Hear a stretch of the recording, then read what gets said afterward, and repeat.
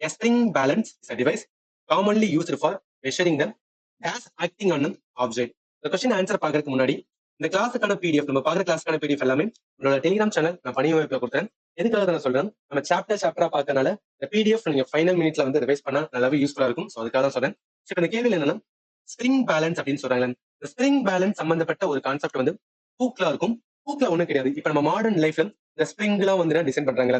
அதே மாதிரி வந்து இந்த வில் அம்பெல்லாம் இருக்குல்ல, இல்ல நிறைய வந்து மெக்கானிக்கல் நிறைய இன்ஜினியரிங் கான்செப்ட்லேயே வந்து இந்த ஹூக்லாவோட அட்வான்டேஜ் வந்து நிறையவே இருக்கும்.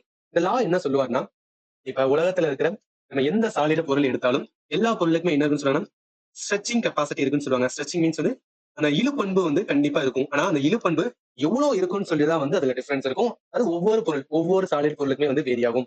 இப்ப இந்த ஹூக்லால இவர் வந்து என்ன சொல்லுவாருன்னா, ஒரு பொருள் அந்த பொருளுக்கு எவ்வளவு அதோட ஸ்ட்ரெச் பண்ணி இழுக்க முடியும், அதை எப்படி கண்டுபிடிக்கணும், நீங்க அந்த பொருளை போய் வந்து நோண்ட வேணாம். அதுக்கு நீங்க என்ன பண்ணலாம், ஃபோர்ஸை கொடுத்து வந்து இது பண்ணலாம். அதாவது ஒரு பொருள் இருக்கு, அந்த பொருளை என்ன பண்ணுங்கன்னா இழுக்கிறதுக்கான ஒரு ஃபோர்ஸை கொடுங்க. அந்த ஃபோர்ஸ் எவ்வளவு கொடுக்குறீங்களோ அந்த அளவுக்கு என்ன ஆகும்னா அந்த பொருள் வந்து ஸ்ட்ரெச் ஆகி வந்து டிஸ்டன்ஸ் விரியும். ஒரு கட்டத்துல நீங்க ஃபோர்ஸ் அதிகமா கொடுக்கும்போது அந்த ஸ்ட்ரெச்சிங் உடஞ்சிட்டு, ஃபார் எக்ஸாம்பிள் லப்பர் இருக்கு, ஒரு லப்பர் நான் ஸ்ட்ரெச் பண்ணி இழுக்கிறேன், நான் ஃபோர்ஸ் கொடுத்து இழுக்கிறேன்னா ஒரு அளவுக்கு மீறி நம்ம இழுக்கும் போது என்ன பிஞ்சிருமா. அப்ப என்ன பண்ணுங்கன்னா அந்த பொருளுக்கான ஸ்ட்ரெச்சிங் கெப்பாசிட்டி இல்ல ஸ்ட்ரெச்சிங் பண்பு வந்து நம்ம கொடுக்குற ஃபோர்ஸை வச்சு நோட் பண்ணிக்கலாம். இந்த மாதிரி ஒவ்வொரு பொருளுக்கும் அந்த இழு பண்பை நம்ம கொடுக்குற ஃபோர்ஸை வச்சு வந்து டிசைட் பண்ணிக்கலாம்னு சொல்லிட்டு ஃபர்ஸ்ட் டைம் என்னன்னா ஒரு டைரக்ட் ரிலேஷன்ஷிப் ஃபோர்ஸுக்கும் ஸ்ட்ரெச்சிங் டிஸ்டன்ஸ், ஒரு பொருள் ஒரு ஆப்ஜெக்ட் இருக்குன்னா அந்த பொருளோட இழு பண்பை கண்டுபிடிக்கிறதுக்கு ஃபோர்ஸை வச்சு நம்ம கண்டுபிடிக்கலாம்னு சொல்லிட்டு இந்த மாதிரி ஒரு ரிலேஷன்ஷிப்பை கொண்டு வந்ததுனாலதான் இவர் வந்து ரொம்பவே பேசப்படுவாங்க. அதை வச்சுதான் என்னன்னா நிறைய பொருள்கள் வந்து நம்ம உருவாக்குது. நம்ம ரியல் லைஃப்ல ஸ்ப்ரிங்கோட அட்வான்டேஜ் நிறைய இருக்கு.